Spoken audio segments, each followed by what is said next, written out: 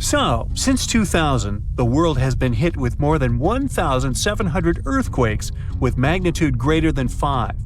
Many happened around the Ring of Fire, located around the Pacific Ocean. In North America, the biggest threat is the San Andreas Fault line, which can create an earthquake of a magnitude higher than any other, earning it the spine-tingling nickname, the Big One. The potential destruction of California is a terrifying prospect that could have unimaginable consequences. But the Big One is just the beginning of what's to come. Bad news! Scientists have predicted an earth-shattering event that will occur in 2030. Like it or not, there's a 70% chance that we'll experience the Big One, and it will be an earthquake with a magnitude of 6.7. The San Andreas Fault line will cause the Big One, but what is scary is that we can't predict it. On the other hand, a massive earthquake occurs every 100 years. This means there's always time to prepare for a natural disaster. If we traveled back in time, we'd see a few significant earthquakes like the ones that wiped out San Francisco and Fort Tejon. Buildings made a long time ago are not quake-proof. They will collapse. Even if they survive, you should not enter them. But buildings are not the most dangerous part. You should watch out for electrical lines and gas pipes. Your hill house might be lovely, but it is extremely unsafe. During quakes, the hill can turn into a massive landslide that will destroy everything in its path. Say goodbye to road trips because all the roads will be ruined. You should have some spare water and food since you won't be able to go to the supermarket. This disaster won't be cheap. It will cost the U.S. around $200 billion to recover from the quake. At least the earthquake will not trigger tsunamis.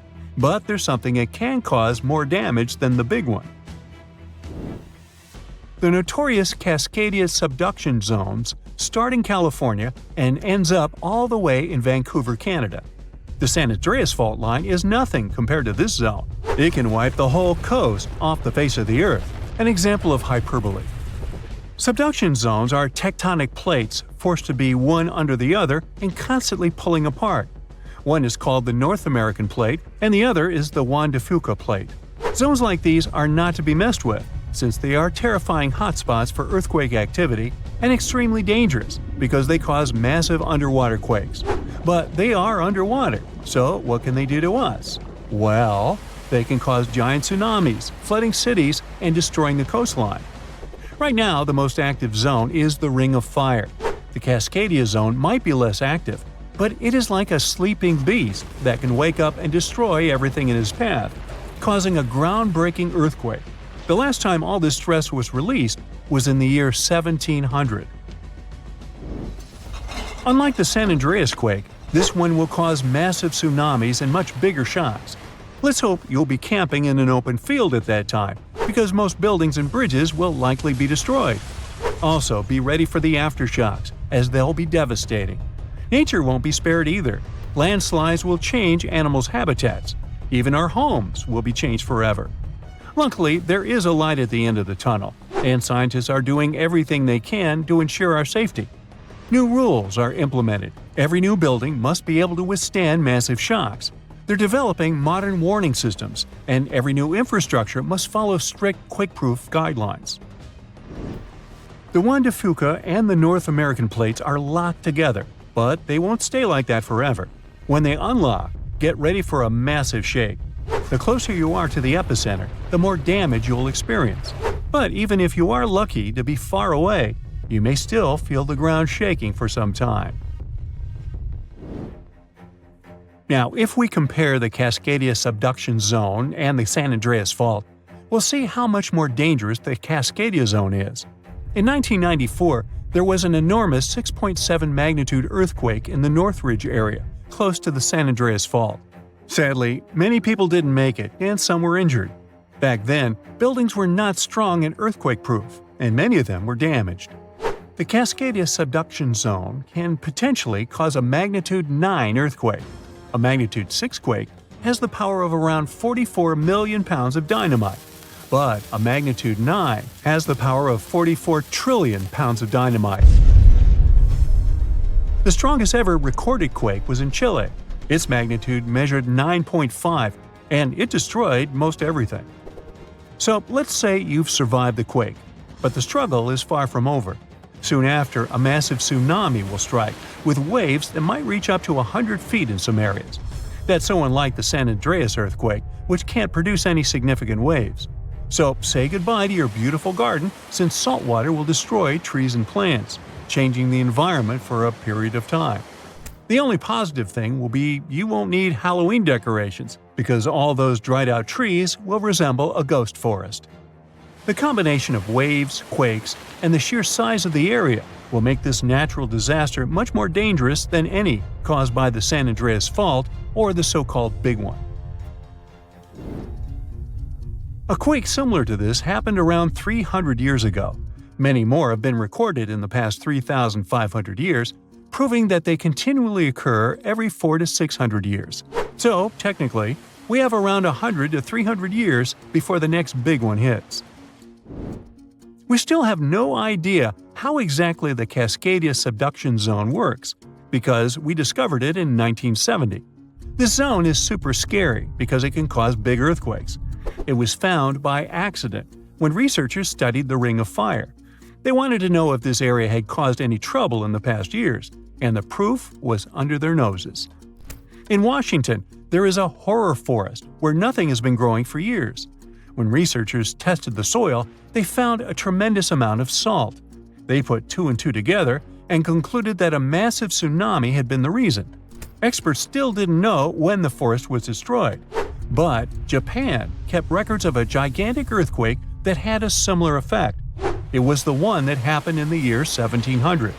There is a 1 in 3 chance that the next one will occur in 2050. You must know how to survive the Canadian earthquakes and make it out unscathed, so listen carefully. Those who live in this area have almost no experience with earthquakes like this one. Surviving the quake is relatively easy, but the tsunami coming afterwards is the real danger. After the shake, find the highest ground and go there. Only bring the essentials, like food and water. Yeah, leave your baseball card collection at home. After the first hit, don't try to go down. Seismologists say that most likely there will be a few more waves, and they have proven this. On the 22nd of May, 1960, seismologist Jerry Eston and his 4 friends went to Hawaii to see an expected tsunami that was to happen around midnight. They set up their gear on Wailuku Bridge with an escape route planned. This bridge had been destroyed in the previous tsunami, but the new one was much taller and better. After midnight, the water was 4 feet above the average level. The second wave hit a half hour after midnight, and the water rose another 9 feet by 1 a.m. The water started going down and dropped by 7 feet, but the horror was far from over. Next, they saw a wave that was around 20 feet tall. This shows us that tsunamis are unpredictable, and we should listen to experts to stay safe. You rub your eyes, trying to make sense of everything. Perfect circular holes in the bottom of the ocean floor off the coast of Big Sur in California. You have no idea how this happened, even though you're a marine biologist who's been practicing it for years. You go through some of the old records and find out that these holes have been around since the 90s. In 1999, a ship-mounted sonar conducted a survey and found 5,200 of these pockmarks, or large holes over 500 square miles, on the ocean floor. They look like moon craters underwater. You contact your team and get the robot ready to go down and explore the scene and bring back a few samples. You and the team drive to the coast and hop on the boat. You're sitting inside controlling the robot with a joystick. Your teammate sets the robot in the water and drives it down. Everything seems normal near the surface, but as the robot goes lower, the pockmarks start appearing. A bunch of boats swift past you, making you lose your balance and focus. The robot turns on the flashlight so you can see better. But as it goes lower, the resolution is less crisp. It almost reaches the bottom, and the holes are smooth and nearly perfect circular shapes. Some of these holes that were visible in the sonar reading measure more than 30 feet across and 15 feet deep. You show the rest of your teammates the images, and they're shocked. The robot continues swimming, but there appear to be more holes all around. Many of them are too small for the scanner to capture from above. These microdepressions are steep and have sort of tails going in a certain direction. It's possible that the currents underwater played a role in their shape. Everywhere the robot swims, there are new holes all around. After a couple of hours, the robot goes back to the boat with some samples. You take them back to the lab and study them. The robot clearly captures images of human trash, but the samples don't indicate anything alarming for now. Despite the fact that 1/3 of the pockets are filled with trash, there's still no explanation of how they were formed. It's late at night and the rest of your team heads back home. You're passing out in the lab, still trying to find some answers. You wake up the next day and while cooking breakfast, you get this idea that maybe these holes are gases venting out, which could be harmful to marine life. You quickly get the robot and sail out to the ocean once more. This time, you didn't even think about calling your teammates. You place the robot in the water and get behind the screen to control it. The robot descends to the bottom of the ocean and does a survey. So far, the holes still seem to be covered with trash. But some of the holes have marine life dwelling inside, like fish and seaweed. After much scanning, it doesn't look like they're producing any bubbles, which means there aren't any gases venting out, but you're determined to find them. After a while, you reach one of those large pockmarks, and the robot starts scanning around. You find some bubbles coming from a source, but the robot can't reach it. It swims around trying to find a spot, but nothing. You bring the robot back to the lab and work on it. You attach some mechanical arms on it that can lift things and move them. You bring the robot back down to the same spot, but the bubbles aren't as frequent as before. You use the arms to move some of the trash and find out that the bubbles are being produced by a group of crabs chilling next to a pile of plastic. Bingo! The bad news is, you still don't have a clue why the microdepressions and pockmarks exist. As you try to control the robot to go back to the surface, an octopus wraps its tentacles around it, pulling the robot down. You struggle with the controls and push it to maximum power, but the suctions of the octopus are too strong to break off. It's a game of tug-of-war with the octopus and your robot. It takes the robot under a pile of trash, thinking it's lunch. But you use the arms to maneuver the robot out and swim back to the surface. You go back to the lab even more confused. The robot has collected more samples for you to study. Your eye is glued to your microscope, trying to figure out what's going on, but nothing. You decide to do a carbon dating test to determine how old these holes are. After a while, you check out the results and are even more stunned than before. They show that the holes are around 400,000 years old, so it's likely that human trash wasn't the cause for all this. You pull many all-nighters trying to figure out the truth. You gather your team once more and hold a small press conference about this. You claim that this may be something we should be extremely worried about, but you still can't tell them more than what you know. With all the brain work put together, you find out that the large pockmarks haven't changed or been active for more than 50,000 years. The newer holes were most likely created by human trash settling in the bottom of the ocean floor. The marine life gathered some of this trash like plastics and discarded fishing gear and created homes for themselves. This is why around 4,500 of the holes are newer and have trash in them. But it still doesn't answer why the holes appeared in the first place. You're back to square one. The only way to see what's really going on is to clear up the trash from underwater and study them. The story makes headlines in the local community and catches the attention of a cleanup crew. You organize a trip to the ocean and begin the extraction of all the trash. Many cleanup boats arrive and everyone drops down a net to collect the trash. You send down the robot once more to make sure the nets are hitting the right spot. As most of the trash is being collected, many marine life animals scramble and try to find a way to escape. Everyone makes sure not to hurt them. After a couple of weeks, all the holes are cleared up from the trash. You do another sonar scan from the surface and can see the holes clearer than before. But you still don't have an answer for this. You do some more research trying to see if any other holes appeared around the world. On the other side of the country is a mysterious blue hole off of Florida's Gulf Coast. You catch the nearest flight to Florida and make an appointment with the scientists in charge of the expedition. Blue holes are underwater sinkholes that open below the seabed. Just like on the surface, the underwater world also has sinkholes. This one is called the Green Banana and is 150 feet below, and the hole is 435 feet deep. You dive with some special gear with the rest of the team to a barren ocean floor, and the hole is right there in front of you, looking like an oasis in the desert. You and the rest of the scientists are surprised by the diverse marine life dwelling within. Some sea turtles swim past you, and even sharks. These ones don't harm humans. Halfway through, you reach a narrow path, which makes it difficult for humans to pass through. But everyone is careful. There are corals, sponges, mollusks around the corner. You collect some samples and go back to the lab. Blue holes in general are richer in nutrients than barren lands and host plenty of unique marine life. They're quite common and don't pose any sort of threat to anyone. After making the connections, you don't think the holes off the coast of California have anything to do with blue holes. The mystery goes on. A magnitude 15 earthquake has the potential to completely destroy our planet and evaporate all the water in a matter of seconds, leaving Earth uninhabitable. Over 500,000 earthquakes happen annually, but none have a magnitude of 15.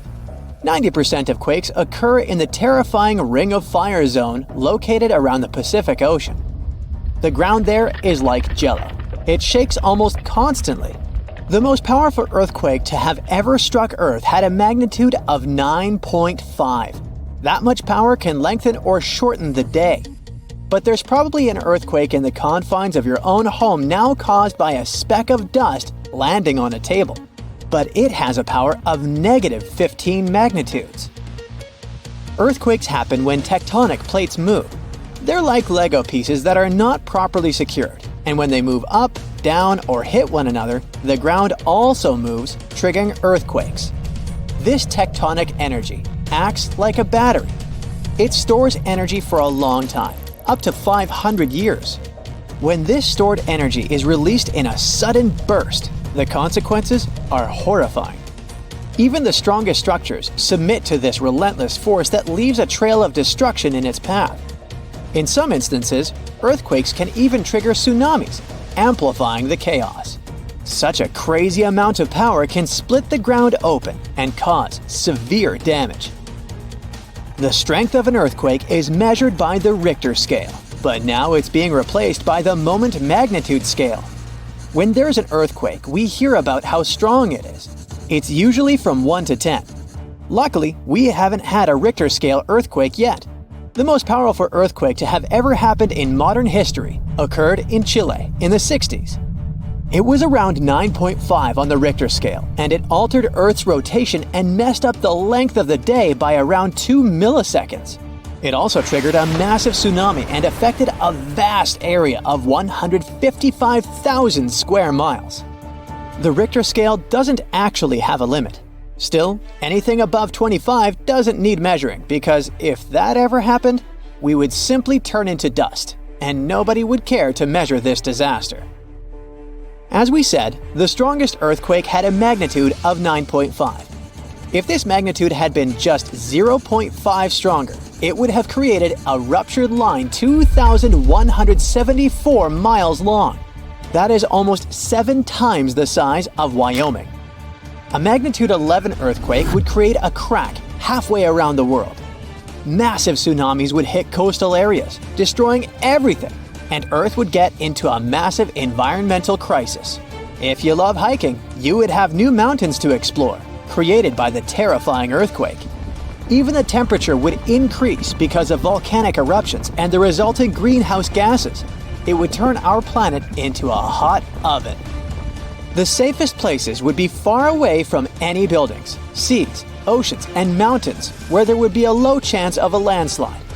Countries unprepared for earthquakes would be totally destroyed, and cities would turn into piles of rubble and dust. Going up on the Richter scale would only make things worse.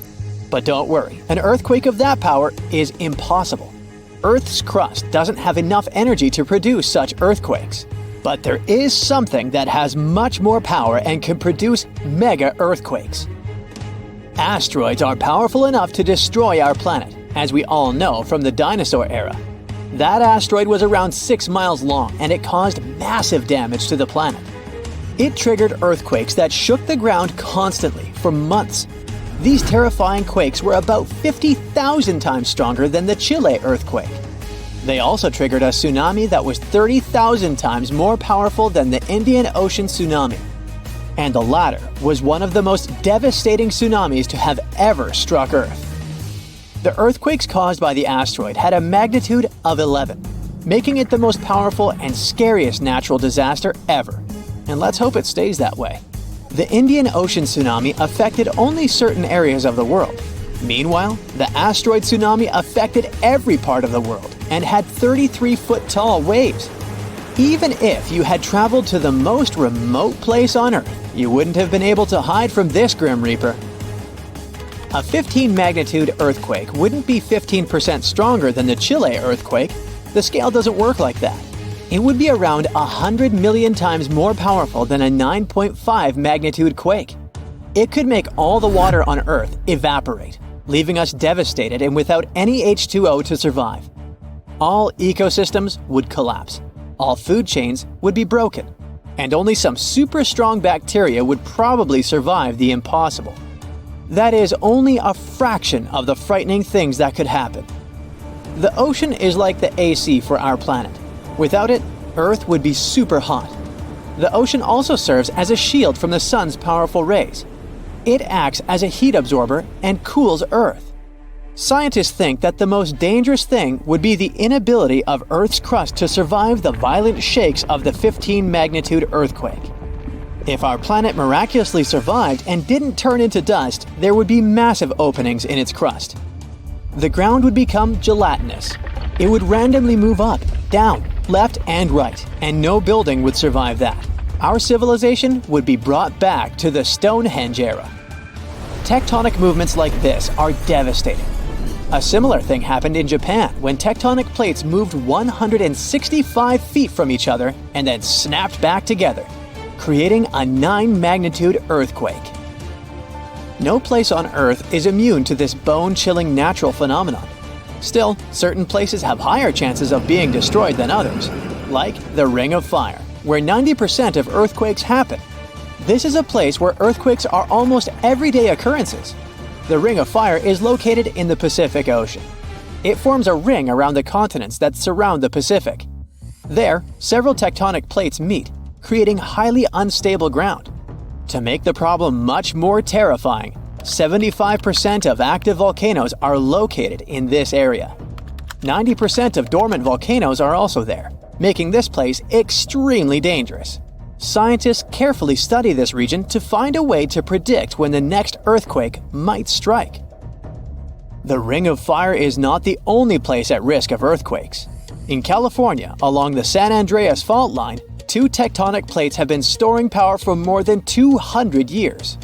The San Andreas Fault is 715 miles long and has the potential for a massive earthquake. This region has its fear of violent earthquakes like the one that happened in San Francisco in 1906. It had a magnitude of 7.8 on the Richter scale. Scientists' predictions are terrifying. They say that the chance of a 6.7 magnitude earthquake is very high in the area. If all hell starts to break loose, you should know how to survive.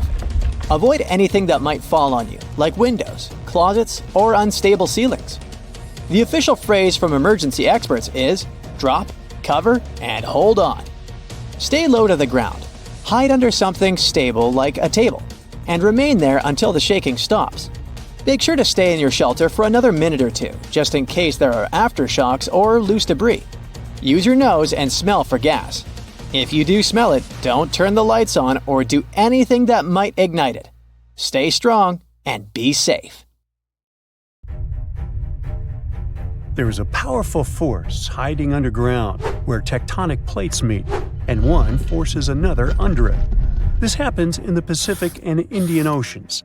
Strain builds over centuries, The tension is unbearable until the megathrust awakens. The Earth shakes with a magnitude that can exceed 9 points, more powerful than any other earthquake. When the seafloor suddenly gets pushed up fast, it sends a huge ripple across the water, and a tsunami of huge force is out.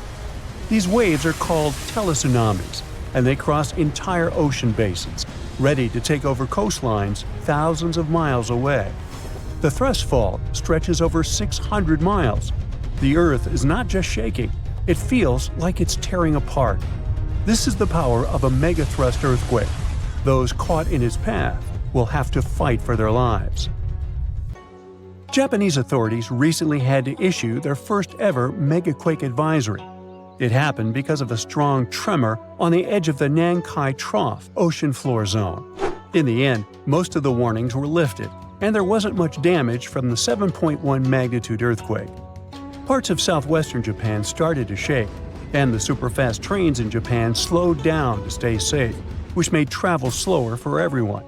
But everyone is staying alert as they know about the risk of a megathrust earthquake that could happen within the next few decades in the Nankai Trough.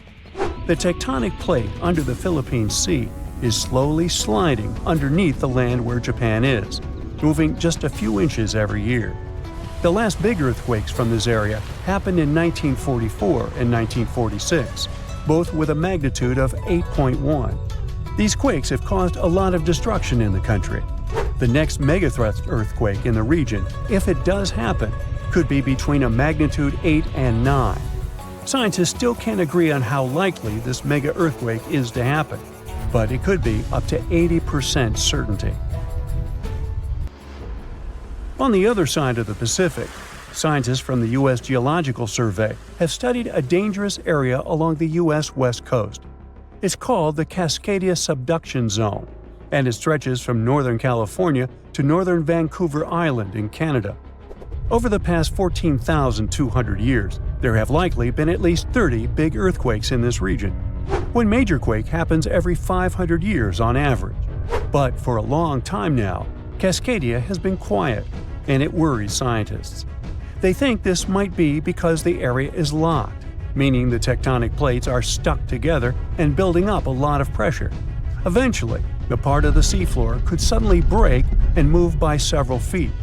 The shaking would be just 5 minutes, but it would create a powerful tsunami as the seafloor shifts that would last for 10 hours. If it happens, it's going to be the worst natural disaster in the country's history, according to experts. The ground on some inland hills could turn into something like quicksand. This would cause the hillsides to slide and crumble, taking down roads and bridges. Around 620,000 buildings could be badly damaged or even collapse, including about 100 hospitals and 2,000 schools. People in Washington state might have to take care of themselves without help for 2 weeks, finding food, water, and shelter on their own.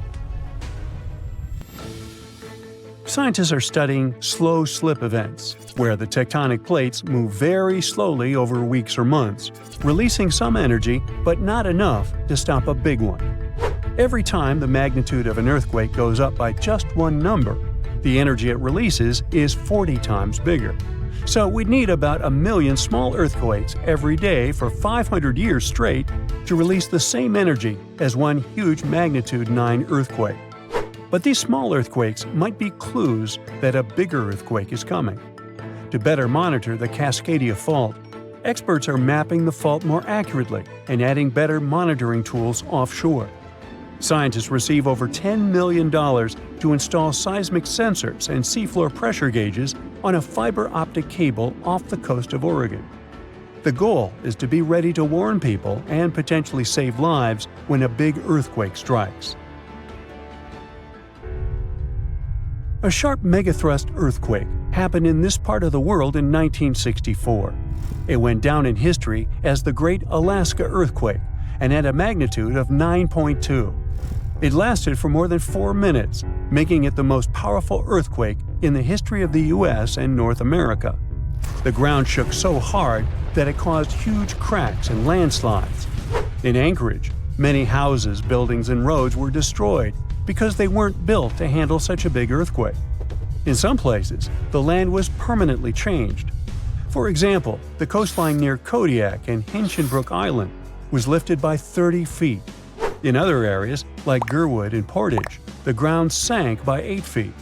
They had to rebuild roads higher so they wouldn't be flooded by the tide.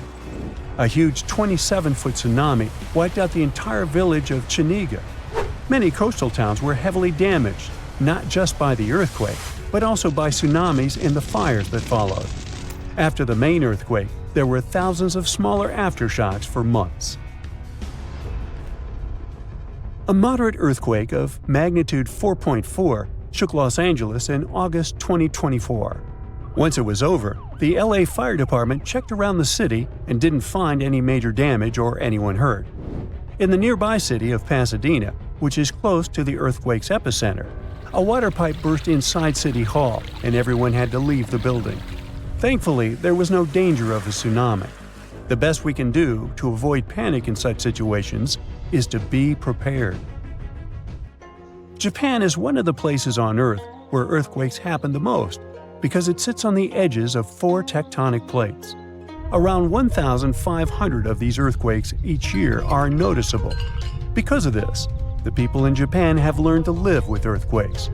The 1950 law set a rule that buildings should be able to handle earthquakes up to a magnitude 7 without falling apart. An update 30 years later said that buildings should only have minor damage in such earthquakes and still work as usual. But if an earthquake is even stronger, the law says the building's main job is to not collapse and save people's lives. At the most basic level, buildings are made stronger with thicker beams, pillars, and walls so they can handle shaking better. Another technique is placing special pads made from materials like rubber at the base of a building. Some buildings are even built on thick layers of padding that separate them from the ground completely, which helps protect them during an earthquake. A skyscraper might sway back and forth a lot, moving up to 5 feet. To stop it from getting damaged, engineers can add something called dampers every second floor all the way to the top. These dampers are like giant bicycle pumps, but instead of air, they're filled with liquid. When the building shakes, the dampers push against the liquid inside them. Even though the liquid doesn't squish very much, it can still absorb some of the shaking.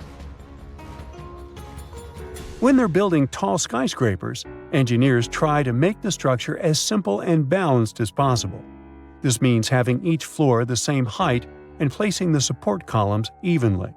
But sometimes, architects who design skyscrapers don't want to make these compromises because they have creative ideas for how the building should look. Then they have to find compromise solutions. For example, Tokyo's Skytree Tower, one of the tallest buildings in the world, is designed in a futuristic style but also includes special features to protect it from earthquakes. It has a central pillar, like in traditional Japanese pagodas, and seismic dampers that help absorb the energy from an earthquake, keeping the building safe.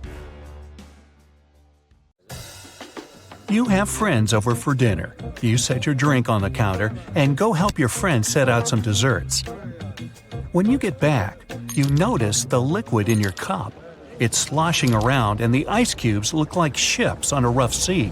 Now you feel it too. On the ceiling, the chandelier is swinging like mad. Then you hear someone scream, "Earthquake!" The house and everything in it is rocking back and forth.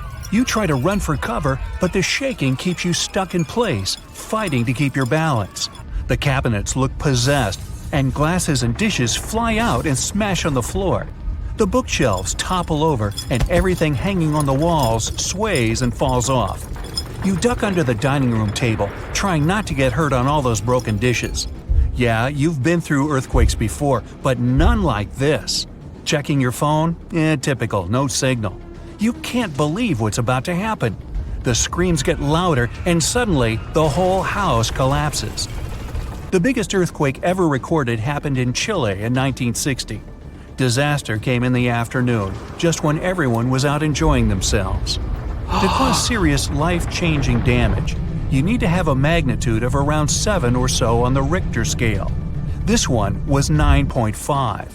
This part of Chile is smack dab on the so-called Ring of Fire, the most active volcanic and seismic area in the world along the Pacific Rim.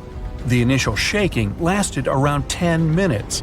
and after 2 days, many aftershocks were still strong enough to set off a volcano in the south of the country. But that's not where it ended. The earthquake unleashed a series of tidal waves all over the Pacific Ocean, with some reaching over 80 feet high. The waves in earthquake were so strong that they even affected Hawaii, Japan, and the Philippines. It caused around $500 million $1960 worth of damage. Many were left homeless. Much of their infrastructure was smashed too. Buildings as far as the eye could see were toppled, and debris piled everywhere. Scientists estimate that this earthquake was so powerful, it shifted the Earth's axis, making our days 1.26 microseconds shorter. That might not seem like a lot, but think about it. Just one natural disaster was strong enough to make time move. Many of the coastal cities were flattened and floods were widespread. The economy spiraled downward. According to studies, if this earthquake happened today, it caused more than $20 billion in damages. So, what would happen if an earthquake twice that size hit without warning? For starters, you'd likely feel the effects even further away. Tidal waves wouldn't just hit the coasts of Japan and the Philippines. They would move even further to China, Korea, Vietnam, and even Australia. And those waves would be significantly higher than 80 feet, perhaps double that. That's like 8 giraffes piled on top of each other, surfing your way. If you lived by the coast, you'd notice the waves. If you saw the water recede way back so you could practically see where all the fish call home, you'd know it was time to run. Chances are that a tsunami's heading your way. Say it really happens. You're caught under the wreckage, not knowing what's going on. You manage to free yourself and escape to the fresh air. And you're not alone, because all the houses in the neighborhood have turned into piles of bricks and rubble. The bridges have also collapsed, leaving people stranded on either side. You look around, dust yourself off, and rush to find help. Fire trucks and ambulances drive between the broken-down cars and rubble. You try to make it to your car, but the aftershocks are still hitting, and you're getting tossed to the sidewalk. With all the cell towers down, you can't call anyone on your phone. Your knees are shaking, but you manage to power through. Once you reach your car, you see it crushed under a boulder, like a giant soda can. You continue on foot and eventually reach downtown. It looks as if some giant got angry and knocked all the buildings down. You push forward and try to see if you can find some help. Without warning, your phone vibrates. You check it and see 1,000 notifications about a 20-magnitude earthquake. You're still shaking, but that's all you. The ground is still for now. Uh-oh. You hear something in the distance, racing towards you. To your right, you see tidal waves as tall as buildings charging at you. Still in shock, not knowing what to do, you now come to your senses and run. You don't even know which way to go. There's a tsunami right behind you, and in front of you are broken down buildings with rocks and concrete still falling everywhere. Wait, there's a building that's somehow still standing. You need to get on top of that thing. You reach the elevator, but it's jammed. Not surprising. You bolt up the stairs as fast as you can, tripping on broken glass and plaster, but always managing to get back up. You look out a window and see the water. It's so close. You're nearly at the top. A few more flights and whoosh. The water forces its way into the building and drags you down at least 2 floors. You can barely see anything. Still, you know you must swim up. But the water keeps forcing you downwards. After about 30 seconds, you manage to swim your way out and continue climbing to the top. You scramble to the top floor and collapse on the roof. You're safe for now. The tidal wave is still going strong, plowing its way through the ravaged city center. Your phone is now waterlogged and useless. You have a perfect 360-degree view of your town covered in water and debris. The ground starts to shake again. Maybe you'll just sit around until this is all over, waiting for the rescue helicopter. But then, a loud explosion that almost breaks your eardrums shakes the ground even more. Off in the distance, smoke is rising, and soon it covers the entire sky. Darkness hides the morning sun. That's when you can see lava shooting up into the air and landing nearby. The lava forms into a river, flowing its way into town, block by block. With this much seismic movement and the high intensity of the earthquake, the world's tectonic plates have shifted so that magma is pushing its way to the surface. From the earth, steam begins to vent. Then the heat hits you. You see the magma cover the ground like a blanket, eating up every car in its way. What's worse is that the magma is melting the foundations of the buildings that managed to withstand the earthquake and the tsunami. The buildings in the distance are now sinking and collapsing into the raging lava pool that's replaced your town. One by one, every building descends. That means, the building where you're standing is also swaying. It's about to fail. That's when you see the light. You look up and see a helicopter above in the distance. You wave your arms, run around, jump, anything to get noticed. And it works. The chopper makes a few circles and finally drops you a rope ladder. As you're lifted in the chopper, you take a good look at the world below you as it wriggles around like noodles in a strainer. You land a few miles out and are immediately treated by a doctor in an emergency triage center. You were one of the lucky ones. A year later, the tsunami water has receded. The lava that flowed inland has cooled. But all that magma permanently changed the ground below it, and the whole town is gone. The disaster has thrown the entire country into a financial nightmare that'll last decades. It takes months to survey the town, making sure there's no dangerous electrical wires or busted gas pipes anywhere. They're rebuilding your town farther inland from where the old one was. In other towns, they rebuild directly over the ruins. In others, they just decide to move everyone to a nearby city. An earthquake in Indonesia began in 1829 and lasted a mighty 32 years. It reached its climax in 1861 and hit a magnitude of around 8.5. It was caused by the tectonic plates below the island slowly clashing against each other.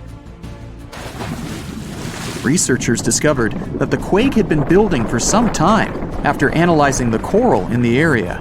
They found it was being periodically exposed to the open air. That was caused by the gradual earthquake moving the land up and down. Scientists call these decades-long silent earthquakes slow slip events. A single lightning bolt can warm the air to around 54,000 degrees Fahrenheit. The heat makes the air expand quickly, creating a shock wave or boom, which we know to be thunder. There are close to 3 trillion trees on Earth. That translates to roughly around 422 trees for every person. Before humans, the number was nearer to 6 trillion. Almost 70% of the Earth's surface is covered by water, which on average is around 2.5 miles deep. 97% of Earth's volcanoes lie underwater, as well as the mid-ocean ridge, a massive mountain range that is over 40,000 miles long. Humans have mined around 190,000 tons of gold from the planet. Experts predict there is around 20% still left to be mined, but this figure is constantly changing. The world's largest active volcano is in Hawaii. Called Mauna Loa, it's over 2.5 miles above sea level. Given that most of it is underwater, the volcano's summit is a staggering 11 miles from its base. That's the same length as over 160 football fields. The highest ever recorded temperature on Earth was a sweltering 136 degrees Fahrenheit. It was recorded in El Azizia, or modern-day Libya, on September 13, 1922. The lowest temperature was a chilling minus 129 degrees Fahrenheit, recorded at Russia's Vostok station in 1983. Earth is the 5th largest planet in the solar system, behind Jupiter, Saturn, Uranus, and Neptune. It has a circumference of roughly 25,000 miles, and it would take the average person around 8,300 hours to walk around the face of the Earth. The separation between Earth's land masses would make such a trek almost impossible, though. It takes 365.25 days for the Earth to orbit the Sun. Because our calendar years only have 365 days, we add an extra leap day every 4 years to make up for the difference. Russia is the largest country on the planet, with a total area of about 6.5 million square miles. It encompasses more than 1/8 of the Earth's inhabited land area, but still has a relatively small population given its size. Earth is the only planet with one moon. Mercury and Venus have no moons, while every other planet has 2 or more. Earth is over 4 billion years old. Scientists calculate this by looking at the planet's oldest rocks, as well as meteorites that have crash-landed. They used meteorites as they were formed at the same time as Earth, when the solar system was forming. The ground we walk on is basically recycled. The planet's rock cycle turns igneous rocks to sedimentary ones, then transforms those into metamorphic rocks, and back again. Like Earth, our moon also experiences earthquakes. They're less common and intense than the ones we have, and are caused by tidal stresses. A tidal stress is basically the relationship between the gravitational pull of the moon on the Earth and that of the Earth on the moon. Despite being the 5th largest continent, Antarctica holds 70% of the planet's fresh water and about 90% of its ice. Bangkok is the most visited city in the world, boasting 23 million visitors in 2019 alone. Paris, London, Dubai, and Singapore make up the other cities in the top 5. The lowest layer of Earth's atmosphere is called the troposphere and is the reason we have weather. Sunlight heats the planet's surface, which causes warm air to rise up to the troposphere. This air then expands and cools as the air pressure decreases and sinks down, where it is then warmed by the Earth again. Coral reefs are the largest living structures on the planet, with some even being visible from space. Coral reefs hold the most species per area of any of Earth's ecosystems, even more than rainforests. Earth got its name around 1,000 years ago, and it comes from the German word meaning the ground, but there's no evidence to show who actually named it.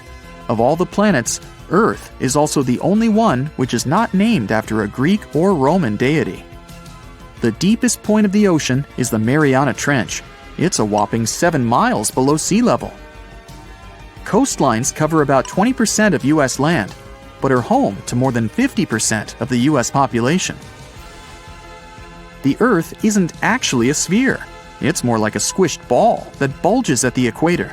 The bulge is caused by the force of the Earth spinning, which makes the north and south poles slightly flat. The Earth spins on its axis, which is basically an imaginary straight line. Earth has seasons because the axis is tilted, causing the sun's rays to hit different parts of the planet more directly, depending on the time of year. If the sun was as tall as a standard door, the Earth would be around the size of a nickel. The Earth's rate of rotation is gradually decreasing. It's happening so slowly that it would take as much as 140 million years for the length of a day to increase to 25 hours. Get equipped for any season with brand new Brightside merch. Click the link and grab your print. The biggest animal on Earth is the Antarctic blue whale. It can reach lengths of 100 feet and weigh up to 400,000 pounds, which is around the same as 33 elephants. The temperature at the center of the Earth is around the same as the surface of the Sun, at almost 10,000 degrees Fahrenheit. Earth is around 10,000 times older than humans. Earth is around 4.5 billion years old, whereas humans have been around for, at most, 450,000 years. There are around 34,000 known species of fish. The actual number is way higher though, as a whopping 95% of our oceans still haven't been explored. America's Route 66 is longer than the journey to the Earth's core. The distance to the core is roughly 2,000 miles. Route 66 is almost 2,500 miles. The Earth is made up of 3 main components: the crust, the mantle, and the core, which is divided into the outer core and the inner core. Scientists have estimated that there are around 8.7 million species on the planet. Out of this, between 1 to 2 million of these species are animals. But roughly 86% of land species and 91% of fish have yet to be discovered by humans. Ancient astronomers used to think that the Earth was the center of the universe. For 2,000 years, they believed the Earth to be static, while other bodies traveled in orbit around us. In 1543, Copernicus published his sun-centered model of the solar system. Earth is the densest planet in the solar system. The density varies across its different crusts, but the planet's average density is just over 3 ounces per cubic inch. Mount Everest is the highest point on the planet. Its peak is the highest altitude above sea level at around 5.5 miles. Each year, 1 septillion crystals of snow fall on Earth. That's a trillion snowflakes. Snow covers about 31% of Earth's land area each year. Of Earth's water, only around 3% is fresh water. The other 97% is salted. Of that 3%, about 2% is frozen in ice and glaciers. So, less than 1% of the planet's fresh water is actually in lakes, rivers, and underground. The world's largest inland body of water, or lake to us normal people, is the Caspian Sea. It has an area of 140,000 miles squared. The world's deepest lake is Lake Baikal in Russia and is 5,300 feet deep. Earth's atmosphere is roughly 78% nitrogen and 21% oxygen, with small amounts of water vapor, carbon dioxide, and other gases. No other planet is believed to have this much oxygen, which explains why Earth is the only planet where life has been discovered so far. Apart from the Moon, there are 2 asteroids in co-orbital orbits with Earth, sometimes called Earth's second moon. 3753 Cruithne is an asteroid that looks like it's following the Earth in orbit, but it's actually following its own path around the Sun. 2002 AA29 is another asteroid which makes a horseshoe orbit around the Earth that draws it close to the planet every 95 years.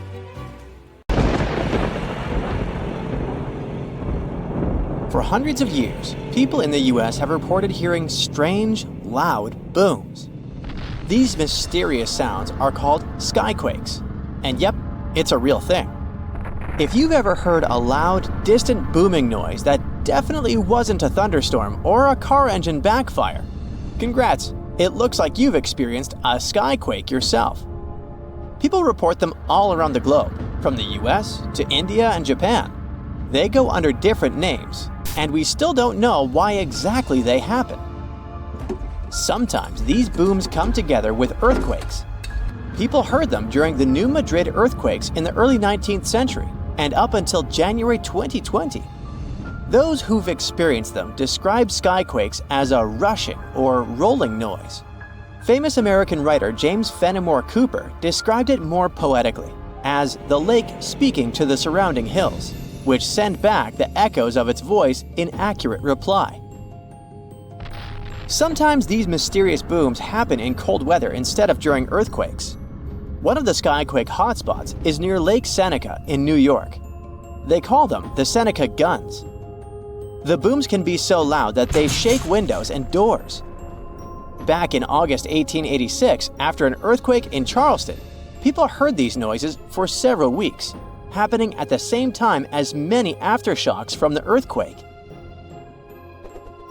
In 2020, scientists from the University of North Carolina looked at old news pieces, especially from North Carolina, where people have often reported these sounds. They hoped to match the noises with earthquakes data, but they didn't find any link between the sounds and earthquakes. One of the researchers said they believe the noises are happening in the air, not underground. The team looked at infrasounds, which are low-frequency noises that humans can't hear. They found signals lasting 1 to 10 seconds that matched the times when people reported hearing the booms, but nothing is certain here. Some people think that solar flares, underwater tsunamis, or caves collapsing under the sea cause skyquakes. Others believe the sounds come from planes making loud sonic booms. But that doesn't explain old records of skyquakes from the past before planes were even invented. Some scientists think a type of meteor called a bolide causes these booms. These meteors blow up when they hit Earth's atmosphere. If this happened above thick clouds, the sound would get louder and travel far, but we wouldn't find anything on the ground. Another idea is that gas might be escaping from the bottom of deep lakes, like Lake Seneca. If you think skyquakes are bizarre, let me introduce you to fog bows. They also go under the name of white rainbows, ghost rainbows, or cloud bows. They form in a similar way to regular colorful rainbows, but are much wider. Rainbows happen when there are big raindrops in the sky, and you can always spot them on the opposite side of where the sun is shining. Fog bows are made by tiny droplets in fog, or clouds, instead of big raindrops, and they also appear opposite the sun.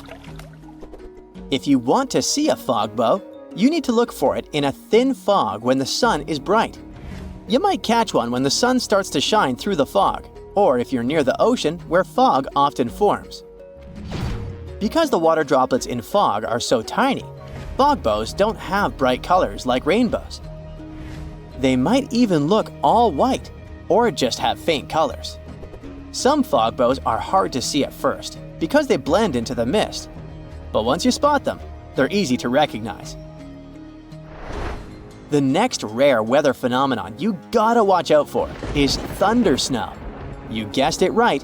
It's a special type of thunderstorm that happens during a snowstorm. Unlike regular thunderstorms that often strike in the spring and summer, thunder snow is much rarer because it happens in the strongest winter storms, like big blizzards, and at the same time needs warm air, which isn't a frequent combo. So, for thunder snow to happen, there needs to be moisture in the air, some instability, and something to lift the air like rising winds. Just like in normal thunderstorms, lightning can appear when you hear thunder. Thunder snow lightning usually goes from cloud to cloud instead of hitting the ground, and the thunder sounds different too, more like a low rumble instead of a loud boom, because the snow muffles the sound. You aren't so likely to get struck by it, but it's still important to stay inside when you hear thunder to stay safe. Northern Lights fans, this one is for you. Scientists noticed a new kind of glow in the sky that looked like a purple streak. They nicknamed it Steve as a joke, but later gave it a more scientific name: Strong Thermal Emission Velocity Enhancement, Steve for short. Steve is actually a fast-moving stream of super hot gas that always moves west and only shows up before midnight. They wondered if something like Steve could happen after midnight, but moving in the opposite direction. And now, scientists think they found the anti-Steve by looking at data from a research station in Norway. In December 2021, they took a picture of a bright purple streak stretching for 620 miles in the sky, and it only appeared after midnight. Satellites from the European Space Agency also measured the conditions in this part of the sky and found that the ions were moving eastward. Steve's late-night twin hasn't been officially named yet, but it would be cool if it was called SAM, which is short for Steve After Midnight. If you've ever seen snow on a sunny day when falling from the sky without a single cloud, it must have been diamond dust. It's a special kind of weather with millions of tiny ice crystals forming close to the ground. These ice crystals float slowly in the air, kind of like how dust floats in your house. When sunlight hits these crystals, they sparkle like diamonds. Unlike regular snow, diamond dust can fall from a cloudless sky, which is why they sometimes call it clear sky precipitation. It happens because of temperature inversion. Normally, it gets colder as you go higher up from the ground. But in a temperature inversion, the cold air stays near the ground, and warmer air sits above it. The warm air has more water vapor, and when it mixes with cold air near the ground, it turns directly into ice crystals, and diamond dust is born. For this to happen, the air near the ground has to be really, really cold, way below freezing temperature. Diamond dust can fall for days, but it's so light that it usually doesn't pile up on the ground like regular snow. A fall streak hole, also known as a hole punch cloud, is next on our list. This big circular or oval-shaped gap sometimes appears in certain clouds. These types of clouds float high up in the sky and are often made of tiny water droplets that are colder than freezing. but they haven't frozen yet.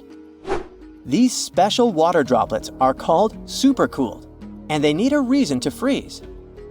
Ice crystals give them that reason. When a plane flies through the cloud, it can bring those ice crystals into the cloud. Once the ice crystals are there, the supercooled water droplets freeze quickly, get bigger, and start to fall from the ground. This creates a hole in the cloud, and as more nearby droplets freeze, the hole gets bigger and spreads outward.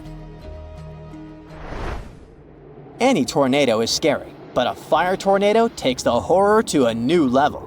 These bad boys are spinning towers of flame and ash that form when there's extreme heat, strong winds, and uneven ground. The intense heat from the fire causes hot air to rise quickly.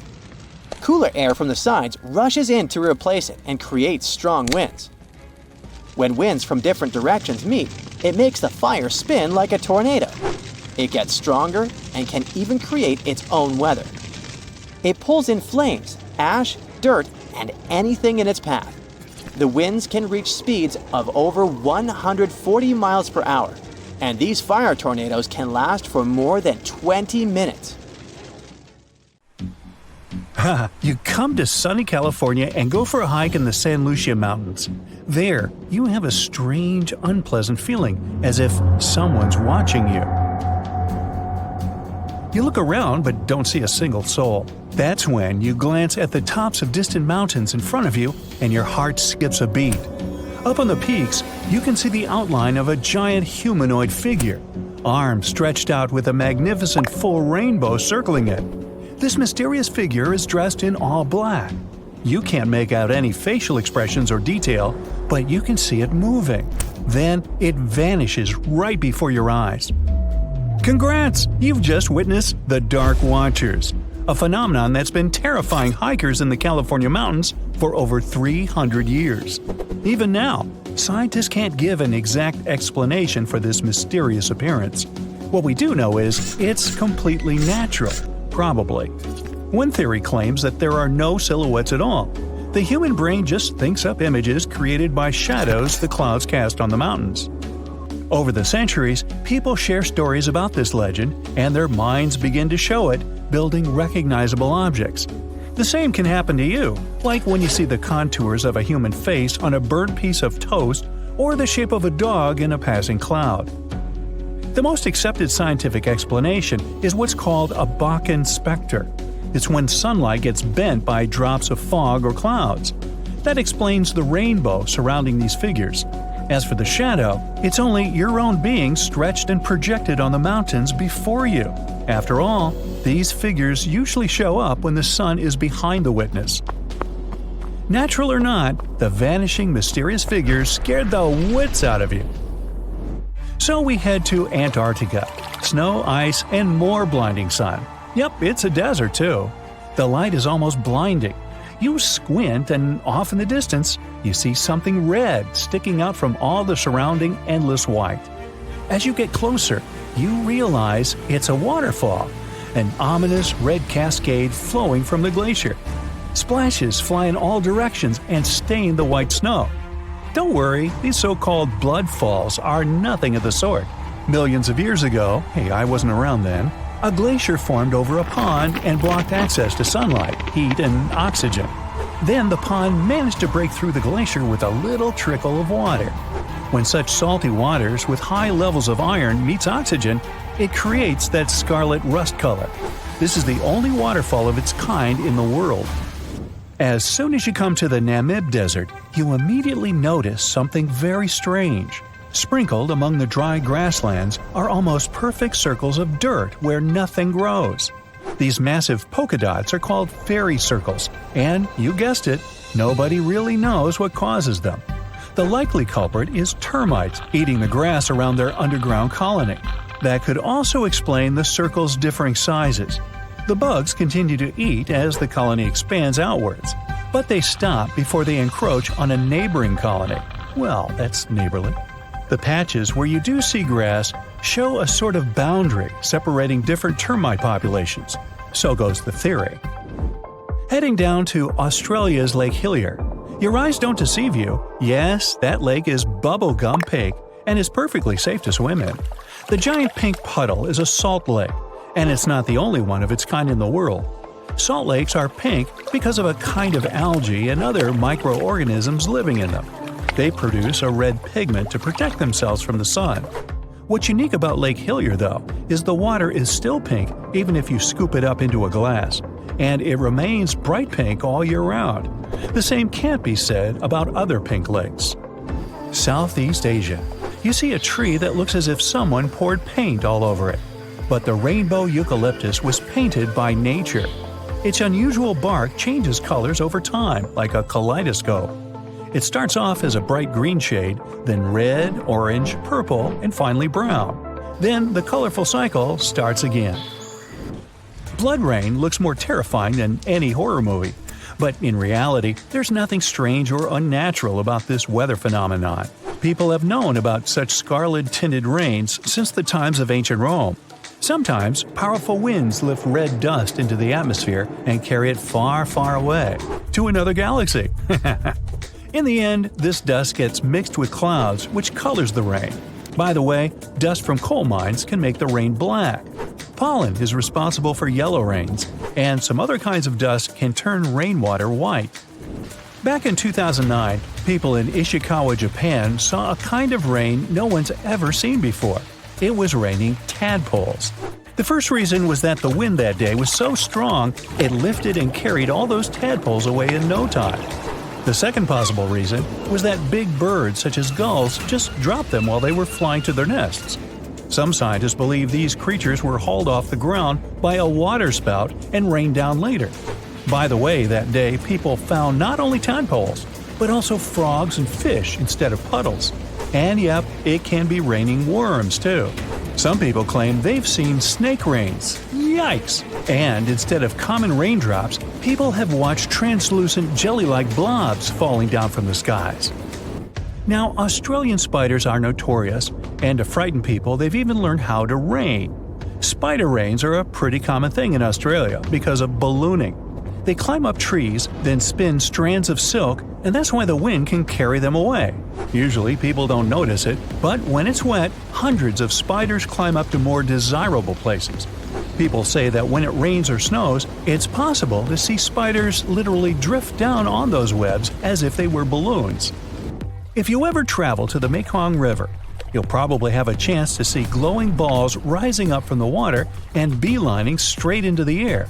The locals call these the Naga fireballs. Sizes may vary, so these reddish balls can be as tiny as a cherry and as large as a watermelon. During the night, you can see dozens and sometimes even thousands of fireballs. Scientists don't have any solid explanation why it happens, but it's probably flammable gas released by the marshy environment. Still, a local superstition claims it's all because of a giant serpent living in the Mekong. Now, shelf clouds look like something from a sci-fi movie. They form when warm and moist air gets caught in a thunderstorm updraft. These ominous clouds most often mean a storm is coming. Breathtaking rainbow clouds appear on top of cotton-like puffy clouds after thunderstorms. The puffy clouds are low-altitude ones. When the water vapor they contain condenses, the resulting droplets act like prisms. This forms multicolored caps over the clouds. Morning glory clouds are extremely rare. They look like massive tubes stretching across the sky. Most researchers agree that these clouds appear when an updraft squeezes through the cloud. This creates the signature rolling appearance. The cool air at the back of the cloud makes it sink downward. The best, but not the only place to see morning glory is Australia's Gulf of Carpentaria. If you decide to travel there to see these clouds, choose a period from late September or October to early November. Huge white lumps over your head are called mammatus clouds. They make you believe the sky is falling. Most clouds form when air rises in the atmosphere, but not mammatus ones. They appear when moist and cool air goes down and mixes with dry air. The result? Unique puffed rice clouds. By the way, if you spot this phenomenon, bad weather is just around the corner. Whoa, mama! If you get to the bottom of the Caribbean just off the coast of Cuba, you'll see circular columns, paved floors, symmetrical stone structures. That's what the Cuban underwater city looks like. Why was a large city abandoned? Lots of people believe the ruins once belonged to a long-forgotten civilization, but scientists have their doubts. They claim the lost city is nothing but a natural phenomenon that appeared about 5 million years ago. Such disc and donut structures often occur around the areas of the seafloor where natural gases break free. Those who have ever heard an annoying sound a kettle makes when the water is boiling can imagine what the whistle sounds like. Even though this noise isn't as blood-curdling as some other unexplained sounds, it doesn't make the whistle any less mysterious. It's incredibly elusive. In 1997, only one underwater microphone was able to pick it up. At that time, researchers didn't manage to pinpoint the source of the noise. The most likely cause of the unusual sound is the eruption of one of the submarine volcanoes. But once again, there's not enough proof to make sure. So, you might have heard that Yellowstone National Park is sitting on top of a giant supervolcano. That's the reason why the area can boast powerful geysers and hot springs. But it also means that underneath Yellowstone, there is an enormous magma chamber. In 2015, researchers from the University of Utah found out that this chamber was much bigger than everyone had previously thought. They even found one more reservoir with magma under the top one. Apparently, the more spacious the chambers are, the more magma they contain. Together, the two reservoirs store a glob of magma that could easily fill the Grand Canyon not once, but 11 times. But you know the most worrying thing about the magma chambers? They tend to push against the ground above them. As a result, the land in Yellowstone rises about 1 to 2 inches a year. On top of that, Yellowstone has the status of an active volcano, and its volcanic explosivity index, yes, there is one, is 8 out of 8. Such a high number means that if this volcano erupted, it would be an apocalyptic event. To put it into perspective, the eruption of Pinatubo in the Philippines in 1991, which is considered the most powerful in living memory, was given a mere 6 on the volcanic explosivity index. Ha, loser. Now, let's figure out if there's anything to worry about. In March 2023, the University of Utah seismograph stations recorded 354 earthquakes in the entire region of Yellowstone National Park. Sounds like a lot. But keep in mind that the most impressive event of the month was a mini earthquake of magnitude 3.7. It was part of a swarm of 106 earthquakes that began on March 29th and continued until the end of the month. Yep, earthquakes apparently also come in swarms, so be aware. Experts say that Yellowstone's seismic activity is, well, kind of more active than usual, but it's really nothing serious. A geophysicist working at Yellowstone Volcano Observatory called Michael Pollan claims that the volcano won't erupt anytime soon. For this to happen, there must be enough magma ready to erupt beneath the surface. Whew. There should also be enough pressure to cause this magma to rise. But neither of these conditions exist today. According to the expert, Yellowstone is stable now. At the same time, Pollan and his team are keeping track of all kinds of underground activity, looking for warning signs of possible eruptions. Some of them can be the frequency of earthquakes and ground deformation. Thousands of mini earthquakes, coupled with extreme changes in the surface of the ground in that area, can be alarming. The team also monitors the temperature of the park's thermal features. That's another noteworthy sign of a potential disaster: park-wide changes in geyser activity, as well as gas and thermal emissions. So, despite the media claims that Yellowstone is due to erupt soon because the last eruption happened 70,000 years ago, that's not how volcanoes work. Experts say that it's one of the most popular misconceptions about volcanoes. They don't follow timelines. If a supereruption did happen, though, the most worrying thing for us would not be the lava flows, and not an earthquake that would most likely accompany the natural disaster. No, the worst consequence of such a supereruption would be ash and ashfall. Let's have a look at what it was like when the Yellowstone volcano erupted many years ago. There have been at least 3 supereruptions in the history of the volcano. The most powerful of them was 2,500 times more devastating than the terrifying eruption of Mount St. Helens in Washington state in 1980. As for the most recent supereruption, it was dubbed the Lava Creek eruption. It formed the Yellowstone caldera after spewing out an insane amount of dust, volcanic ash, and rock into the air. Recently, scientists have also learned about two other previously unknown supereruptions that happened around 9 and 8.7 million years ago. The younger of the two is now considered to be the largest recorded event of the whole Snake River Yellowstone volcanic province. Anyway, let's have a look at what was going on all those millions of years ago. Because I wasn't around then, so we're all assuming this stuff based on evidence. The first signs of the disaster appeared long before the catastrophe broke out. For thousands of years, the heat had been welling up from within the planet's insides. It had been melting rock beneath the planet's crust and leaving behind huge chambers. They were filled with a pressurized mixture of semi-solid rock, magma, water vapor, and different gases, including carbon dioxide. All this scorching underground soup was expanding since more and more magma arrived with time.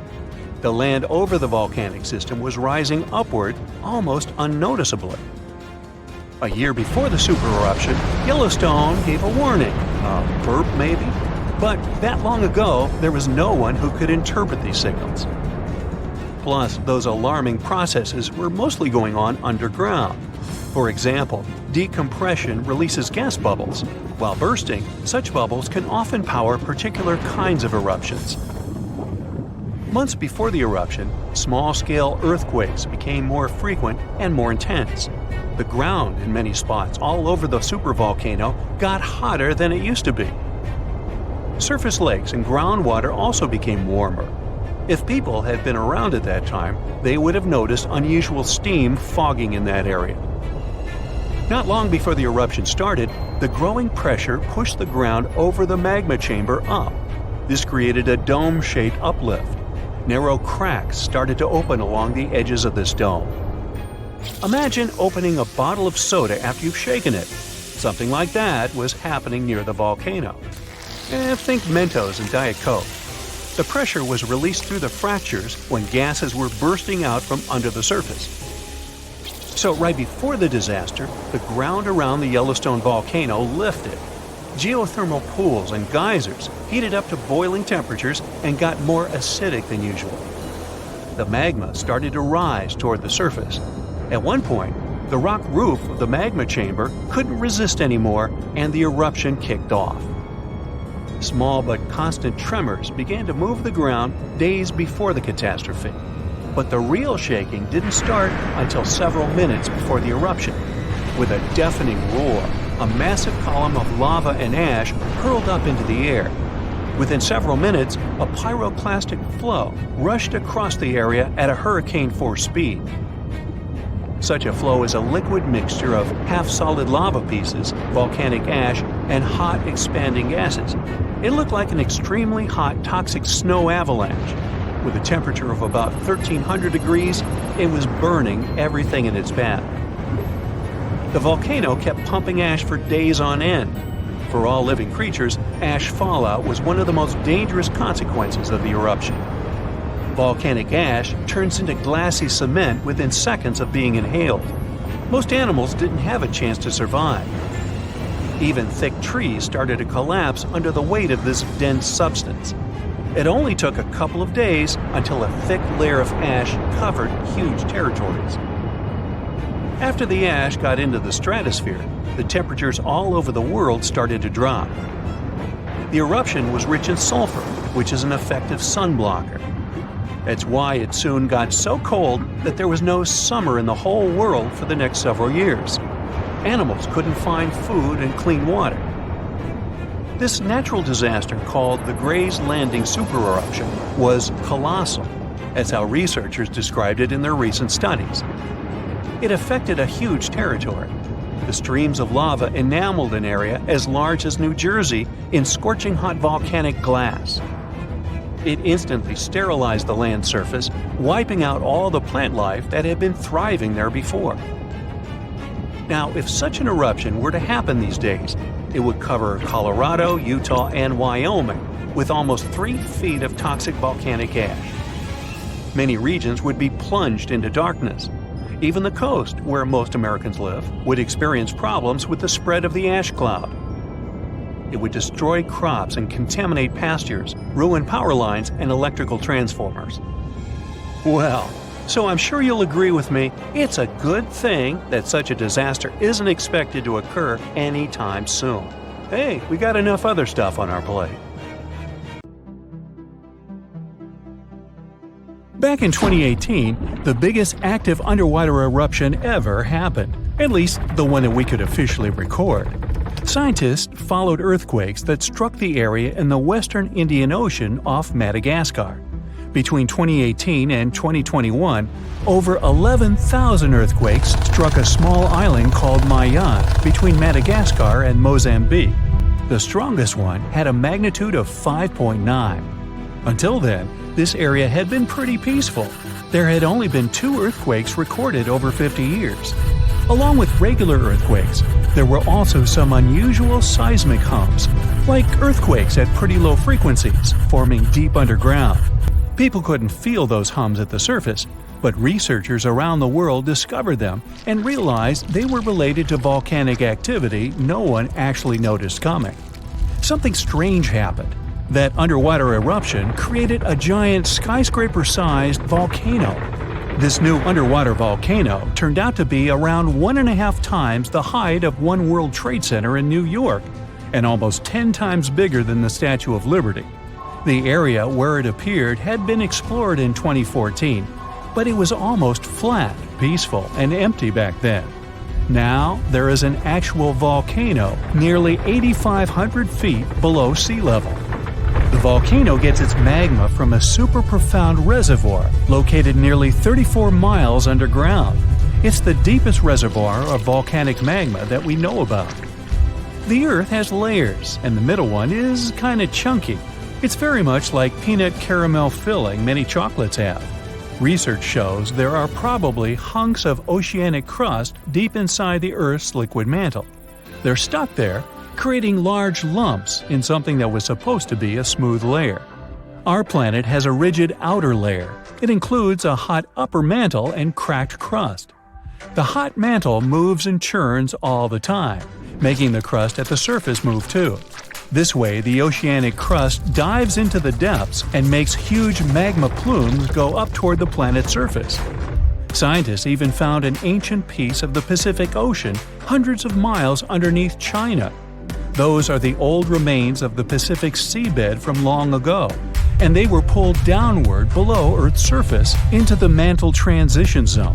This rocky slab that used to be at the bottom of the ocean is made of the crust and some solid parts of the upper mantle. Most of the volcanic activity on our planet happens where we don't even see it, under the surface of the ocean.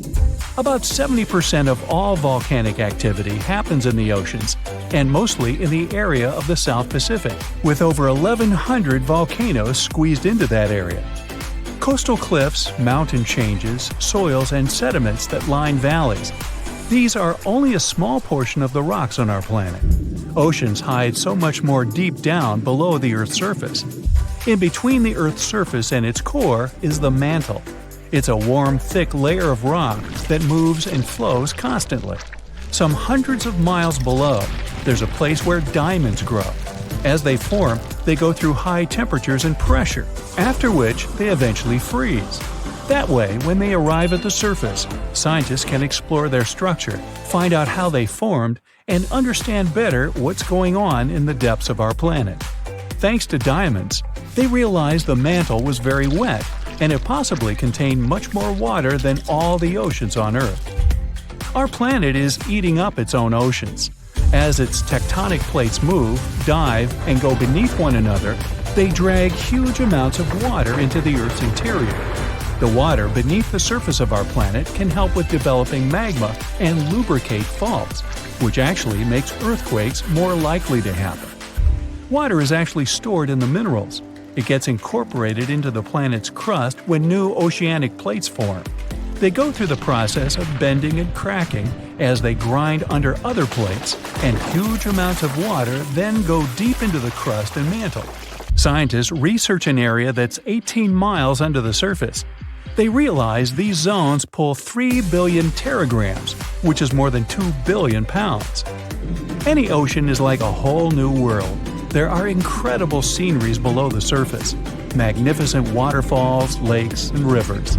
There are thick layers of salt beneath the seafloor, and rivers and lakes form because seawater goes through those layers and dissolves them, creating something that resembles pools. The dissolved salt makes the surrounding water denser. That water then settles there, which eventually forms underwater lakes or rivers. But there are also mountain chains, trenches, canyons. There's a canyon in the Bering Sea with more than 8,500 feet of vertical relief. This makes the Grand Canyon look way smaller than it is, since the underwater canyon is nearly 2,500 feet deeper. Deep parts of the ocean are really cold. The temperature of the water can be about 40 degrees, but at the bottom, water can get boiling hot. There are hydrothermal vents in the seafloor. Those are the hot springs located at the edges of tectonic plates. The water they release can reach a temperature of up to 750 degrees Fahrenheit, but the pressure at such depths is very intense. So intense, no human being can handle it. Still, it's the pressure that keeps the water from boiling. Ocean depth is on average 2.3 miles. Light waves can still enter at 3,280 feet, even though it's in a very small amount. So all the mysteries hidden below that point remain in total darkness. The actual illuminated part of the ocean goes until 600 feet. Even though the sun gives us light, most of our planet is dark all the time. It's all because of the oceans, covering over 70% of our planet.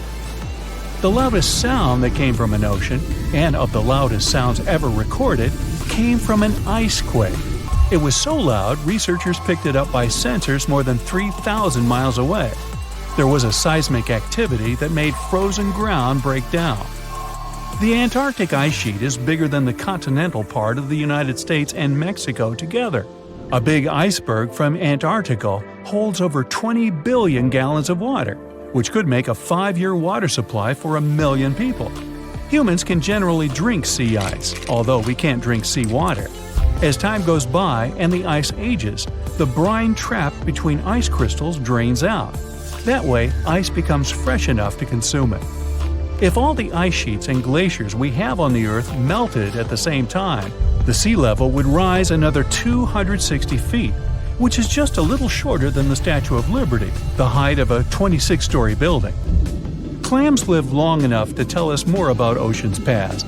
Ancient mollusks can live for more than 500 years. To learn more about a tree, you can use its rings to see how old it is.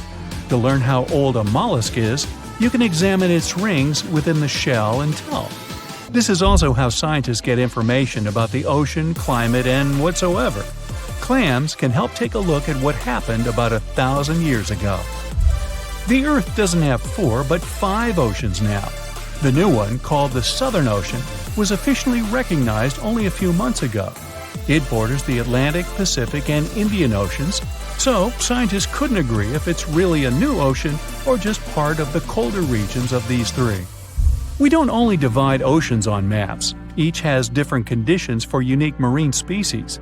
For example, the Southern Ocean has leopard seals, orcas, minke whales, emperor penguins, and other animals that live in cold, icy seas. It's also home to krill, small creatures that look like shrimp and are food for many bigger animals that live there. Life on our planet started about 3.5 billion years ago. I wasn't around then. It's still a mystery how and when exactly, but some theories say life could have first emerged in the depths of the ocean. A few years ago, scientists found microscopic tubes and filaments within rocks formed about 4 billion years ago. These rocks are fragments of ancient oceanic crust. Also, these tiny tubes and filaments are similar to microbes that can still be found on hydrothermal vents in deep parts of the ocean.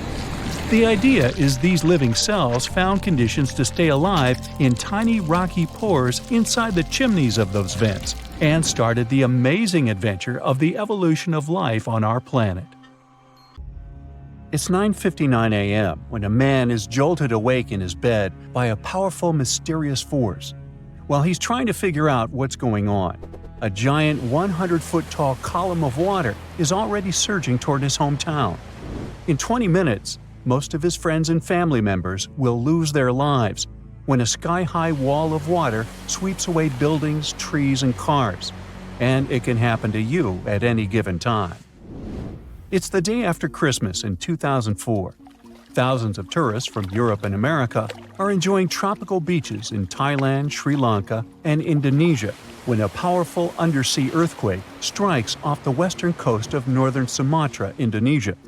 It's a 9.3 magnitude earthquake, the most powerful ever recorded in Asia. It triggers one of the largest tsunamis in history, the Boxing Day tsunami, which will take the lives of 230,000 people within a few hours. The city of Banda Aceh in Sumatra, Indonesia, home to 260,000 people, is the closest to the earthquake's epicenter. In less than half an hour after the quake, huge 10-story tall waves crash into the city. More than 60,000 people lose their lives immediately. The destruction is so severe that almost no one in its path survives. Next, the tsunami hits Thailand. The waves, rushing at a mind-boggling 500 miles per hour across the Indian Ocean, reach the shores of Phang Nang and Phuket about 90 minutes later. Despite such a significant time gap, both locals and tourists are caught totally off guard. Many beachgoers even walk out onto the beach, curious about the strangely receding sea, only to be overtaken by a towering wall of water. Nearly 5,400 people, including 2,000 foreign tourists, won't survive that day in Thailand. An hour after Thailand, the tsunami hits southeastern India near Chennai. Debris-filled waves push miles inland, taking the lives of more than 10,000 people. Sri Lanka faces even worse devastation. The island will lose over 30,000 people, and hundreds of thousands will become homeless. The tsunami's incredible strength is evident even far away. 8 hours later, it claims its last victims in South Africa, 5,000 miles from the quake's epicenter. There, rogue waves catch swimmers off guard. Researchers from NOAA's Center for Tsunami Research explain that the destruction was due to the sheer power of the earthquake. It originated from a megathrust fault. That's where heavy ocean plates dive beneath lighter continental plates. These faults are the largest in the world and lie underwater. The 2004 earthquake ruptured a 900-mile stretch of the Indian and Australian plates, 31 miles beneath the seafloor. Plus, instead of one quick jolt, the quake lasted for 10 minutes and released an unimaginable amount of energy. During the shaking, massive sections of the seafloor moved upwards by 130 feet. That's a lot.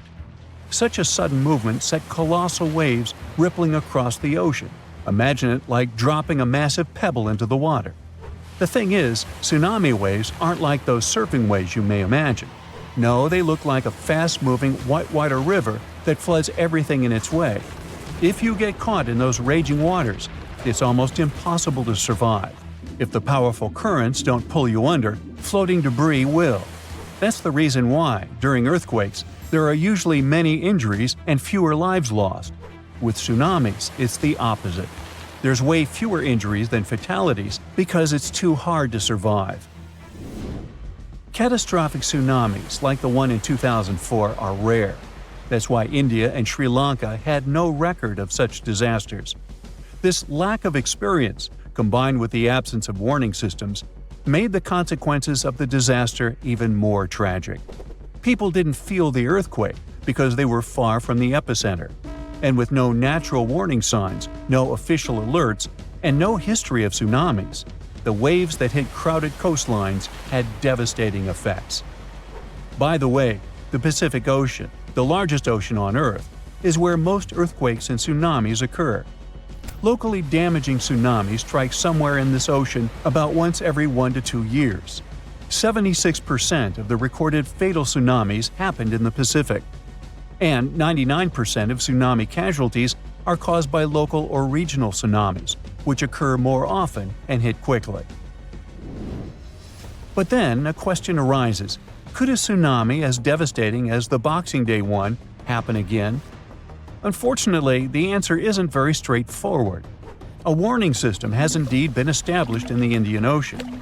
Its goal is to alert coastal nations of potential tsunamis. But human behavior is still a critical challenge. This became clear during a real-life test in 2012. That's when many residents of Banda Aceh, Indonesia, simply ignored evacuation towers after a tsunami warning. People never seem to learn, huh?